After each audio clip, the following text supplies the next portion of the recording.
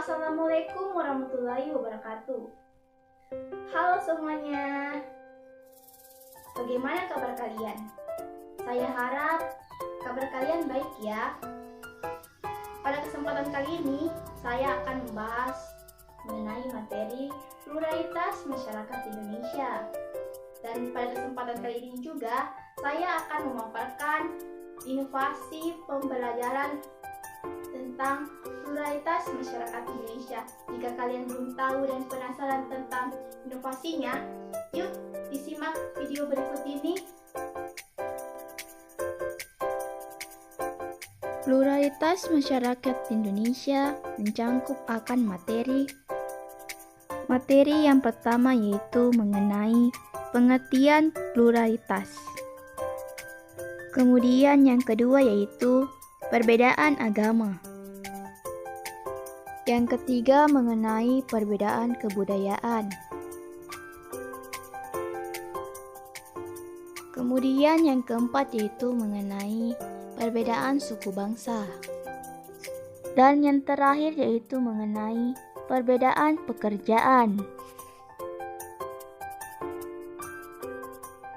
Nah, di sini terdapat buku pop-up yang dimana buku pop-up ini berisikan tentang materi-materi yang telah kita sebutkan sebelumnya. Yuk kita lihat bagaimana penjelasan dan isi dari buku pop-up ini.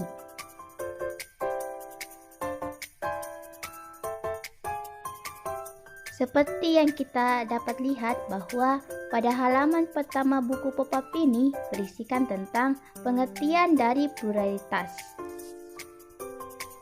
Di sini kita dapat melihat penjelasan dari pengertian pluralitas, yang dimana kata plural berasal dari bahasa Inggris yang artinya jamak, sedangkan pluralitas berarti kemajemukan. Pluralitas juga dapat diartikan sebagai keragaman.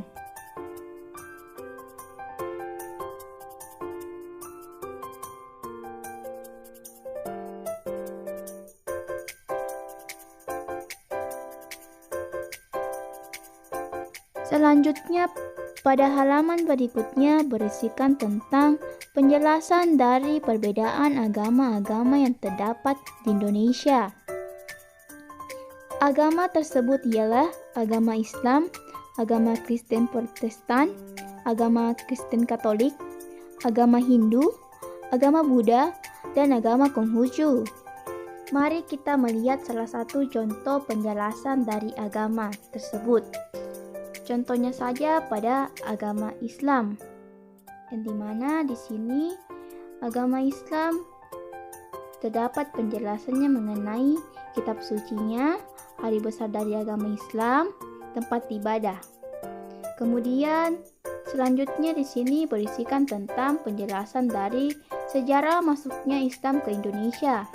Kemudian kita melihat satu contoh lagi ya, yang dimana di sini kita mengambil agama Katolik, yang dimana di sini pada agama Katolik sama juga menjelaskan tentang kitab sucinya, hari besar agama Katolik, dan tempat ibadahnya. Kemudian pada halaman selanjutnya juga berisikan tentang bagaimana agama Kristen Katolik masuk ke Indonesia.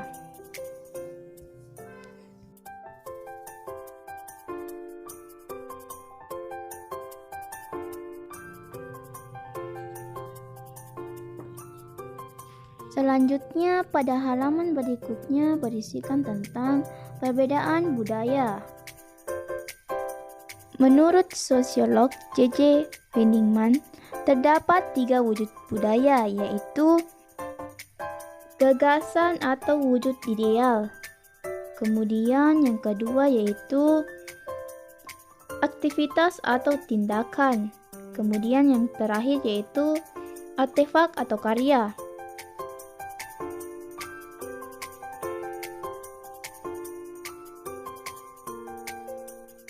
Pada halaman selanjutnya berisikan tentang perbedaan-perbedaan suku bangsa di Indonesia. Yang dimana di sini terdapat penjelasan dari nama suku bangsa dan daerah asal yang ada di Indonesia. Contohnya saja seperti daerah asal Sulawesi Selatan, yang dimana nama suku bangsanya yaitu Makassar, Bugis, Toraja, Mandar, Selayar, dan Bone.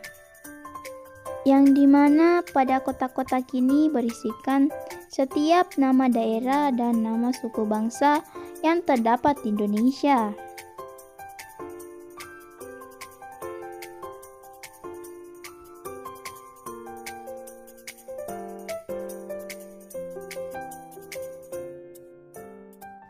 Pada halaman terakhir buku pop-up ini berisikan tentang penjelasan dari perbedaan pekerjaan,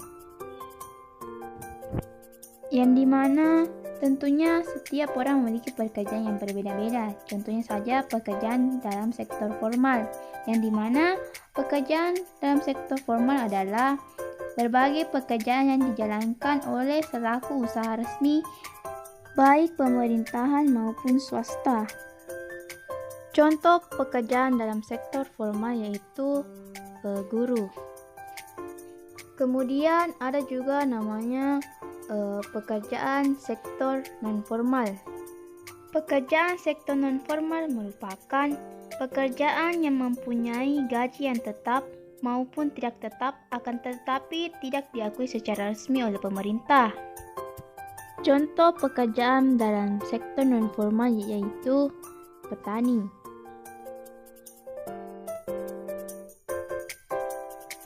Setelah melihat beberapa penjelasan tadi, nah di sini saya memberikan sebuah tugas pada kalian, yang dimana di sini saya sudah menyediakan beberapa gambar, yang dimana beberapa gambar di sini menggambarkan dari pluralitas masyarakat Indonesia.